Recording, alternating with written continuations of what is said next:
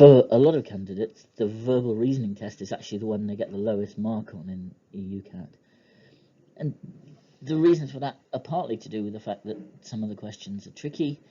They lay lots of traps for you, at least some of which you can learn to avoid by doing practice. But far and away, the biggest reason people struggle with this is time. You don't have nearly as long as you would probably feel comfortable with to read the passage and to think through the answers to the questions. So all you can do is practice as much as you can, because you'll find that your ability to deal efficiently with questions does improve a lot if you do that. Personally, I'm not sure that it's particularly the right thing for medical schools to be doing, to encourage you to develop the skill of skimming over the information you're given and reaching hasty conclusions based on partial knowledge of the relevant information. But you know, they seem to think that's a good plan, so that's what you have to go with. So let's have a look at these examples that you've got in this test and just try to use them to make some generalizations about how you can best prepare to improve on the score you might get in the verbal reasoning section. Okay, so this is what you're going to get, is a passage of text like this, and then you'll get a bunch of questions relating to the same passage and then move on to another one. So as I say, what you do not have time to do is to sit here at your leisure and read through it and make sure you've absolutely understood every sentence, nor do you have time to try and memorize the information that it's sending to you as you read through it. Now, you're going to run out of time horribly if you do that. So this skill of sort of skim reading is an important one to develop, and what that really means is that you read through it very quickly and try and get an overview of where relevant bits of information are likely to be. And what I tend to do is, when you come to the first question, have a look at what that question is, so that you can sort of try and do two things at once. You can look for the information that's specifically relevant for that question, but as you skim through it, you can also try to be building up this sort of overview of where to find things that might come up in the later questions. Okay, so in terms of the specifics for this question, you can see it's asking us about this character Xenu, and it's asking about him in relation to Tom Cruise. So we're going to look for those two key terms in the text as we go through with a view to answering this question. But as I say, we'll try and get a sort of overview as well. So the first paragraph is just general statement of what Scientology is about, a little bit of history. Second paragraph, you can see, is dealing with its status. Is it a religion? Is it a cult? What is it? There's just general information about that kind of thing, the way it's seen in different countries. Third paragraph is a bit more specific about what the beliefs are specifically in relation to this Xenu character. And the fourth paragraph is basically about Tom Cruise.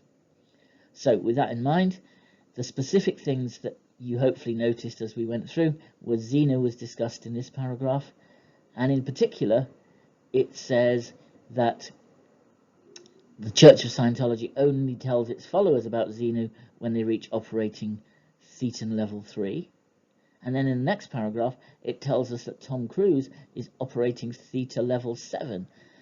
So you might immediately think, oh well, he's way past level 3, so yeah, he's going to have been told about him, so the answer is true. But actually this is a trap, because you've got to read the whole sentence. Once you've identified the relevant sentence, you've got to read it properly, because it says some ex-Scientologists have said that the Church of Scientology only tells its followers about Xenu after level 3. So we don't know if we can trust some ex-Scientologists. Okay, if it had said as a point of fact that this was the case, then that would have been fine. But because we're relying on this possibly dodgy evidence, we have to say we can't tell. Okay, so that's a really important kind of trap that you need to learn to watch out for, is where the information they give you is qualified by saying, well, this comes from a source which you may or may not be able to believe in. And that's quite a common kind of trick in some of these questions. Okay, on to the second one. Tom Cruise has given money to the Church of Scientology. So again, in the last paragraph, the relevant information here is that he's at level 7. And going back to how the church operates, which it comes in this paragraph, it tells us that to ascend the ranks of the Church of Scientology, you have to pay cash. So you can put those two things together. He has ascended the ranks, therefore he must have paid cash. And this time, there's no questions being raised as to the authenticity of that information. It's just stated as fact. So on the basis of what it tells us, the answer is true. Okay, next one. Church of Scientology is not exempt from paying taxes in UK and Canada. So if you've done your quick overview, you're going to home straight in on this paragraph, and you can very quickly spot Canada and the UK. So you know this is going to be the relevant bit. And it says Canada and UK do not afford Scientology religious recognition. So your question is, well, is that the same as saying it's not exempt from paying taxes? And the answer is you don't know. Earlier on in the paragraph, it says that in the United States, it gets tax exemption because it's seen as a religion.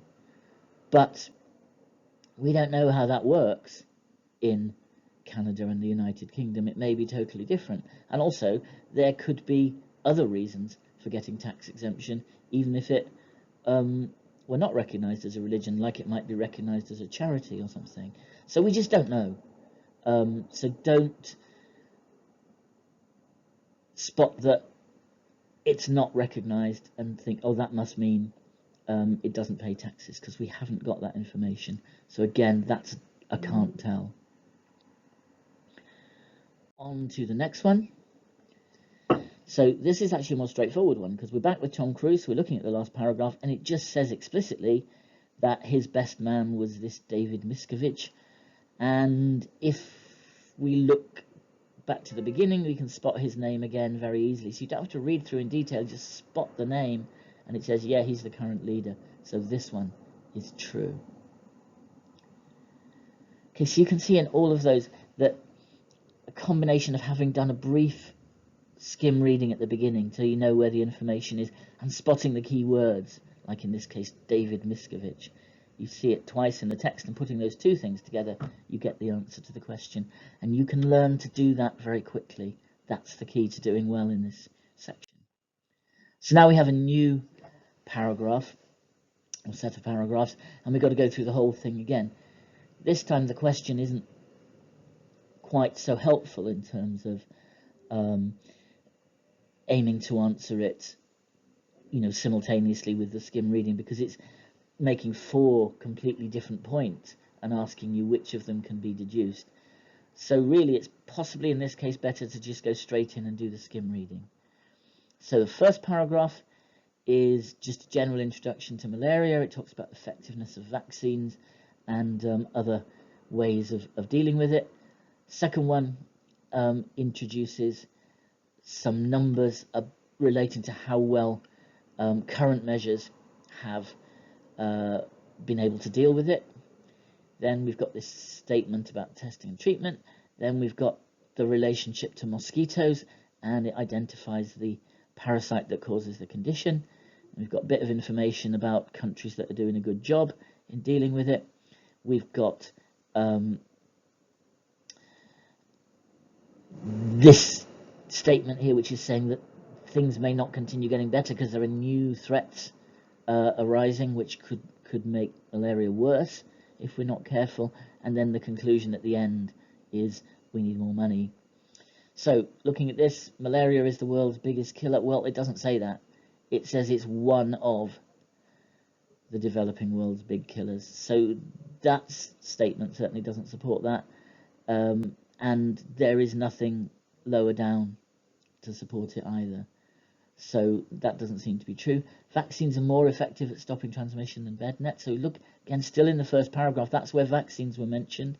So you can, if you didn't notice it to start with, just spotting that keyword says this is going to be the relevant bit, and it says without a vaccine, efforts to contain the parasite rely on less effective measures. Now that's the important statement, because that says that vaccines are more effective than these other measures like bed nets. So B is definitely supported by this passage. There is no qualification on that sentence, so B seems to be true. And at this point, I would be inclined just to go with that one and really not bother checking these ones in an actual exam. But it's worth checking them now, just so that we can see what kind of things to spot that would mean these were not the right answers. So young children are most at risk from malaria. So where does it talk about young children? Again, the key words are very helpful, because it says young children there. And it says that the majority of people whose deaths were prevented in those years between 2001 and 2013 were young children. That doesn't equate to saying young children are most at risk, because it could be, for example, that the measures that were taken work better in young children than in other people. So you've got to make sure you don't make a false equation between what it says in the text and what it says in the question. So the measures for dealing with it seem to work best in young children in sub-Saharan Africa, but that's not the same as saying that those young children are the people most at risk. And then D, again, is tempting, because you look for the reference to the falciparum parasite, which is here in this fourth paragraph, and it says, yeah, this is the relevant thing that causes malaria, and then we look for the 90% figure, and that's here as well. It says 90% of malaria deaths occur in Africa. But again, you can't equate that to saying 90% of the parasite is found in Africa, because it could be, for example, that there's lots of the parasite in other parts of the world, but because of other differences in conditions, it's less fatal in other parts of the world. So, you know, there might be lots of it in Leominster, but in Leominster it doesn't cause such severe illness. So, you know, you've got to make sure you don't make this false equation thing. So those C and D are definitely wrong. So we would have been right to go with what we felt and go with B, and just skip C and D and said, well, we don't need to look at those. So on to this one. Which of the following is the author most likely to agree with? So these author agreeing questions are in a sense a little bit different, because it's saying, well, it may not exactly say this in the question, in the passage rather, but it needs to follow pretty directly from what it does say. So there can't be a big leap in logic or belief between what it says in the passage and what this author might think. So if we just go through these, more funding is needed to achieve malaria elimination. Well, funding is mentioned in this concluding paragraph at the end, and it says it's important that funding continues. So that certainly seems like a plausible answer, because if you combine that with the fact that there are these new and emerging threats, it seems quite likely not only that funding continues, but that we have more of it to deal with the growing problem. So not definitely that answer, but could well be. So let's keep that as a possible. B, access to diagnostic testing is not as important as access to treatment. Now you might think that's the case, but that's not the point. Does it say that in the paragraph, in the passage? And no is the answer. It talks about diagnostic testing here in the third paragraph, but all it says is that access to diagnostic treatment and diagnostic testing and treatment has been improved. It's not comparing which of those is more important. So there's no reason to believe B, so we can rule that one out. Bed nets and insecticide spray are widely available in rural areas. Well, that's definitely not true, because in the opening paragraph it talked about the problem in rural areas was that there was a lack of these resources. So it's definitely not C. And patients with malaria always suffer from a fever. Again, Just if you've done the skim reading at the beginning, you'll remember that the symptoms were described here, and it says patients usually. And as soon as you see that word, that's not the same, obviously, as always. So no. So again, our original conviction was right, and A was the right answer. So on to the next one. Now this one, again, you've got to make sure you read the question carefully, because it's saying that 3 of these 4 do follow from the passage, and there's just one of them that's wrong. So you've got to make sure you're looking for the one that's wrong in this case, which is obviously different. So mosquitoes transmit malaria. Well, it says that explicitly there, so that one is definitely true. So that's not the answer. More than 2 million deaths in young children were averted in those years between 2001 and 2013. So we've got to look at this number. It says 4.3 million deaths were prevented, and the majority were in young children. So the majority means more than half of those, so more than 2.15 million. So yeah, more than 2 million deaths have been averted, so that one is also true. So it's not A or B. C, Sri Lanka did not report any cases of malaria in 2013, so again, if you've done your speed reading, you know this is where it talks about that, but otherwise, just spot Sri Lanka. And you can see that it says it reported 0 indigenous cases. So what you have to worry about there is that the same as reporting 0 cases? So you've got to think, what does indigenous mean? And it means that they're cases that actually started out in Sri Lanka. So in other words, the person was bitten by a mosquito, by a Sri Lankan mosquito in Sri Lanka and became ill in Sri Lanka. But of course, there could have been other people who, flew in from somewhere else and then developed the symptoms. And that wouldn't be then an indigenous case. So C doesn't necessarily follow, because there could have been a whole host of people coming in on aeroplanes and boats and things, bringing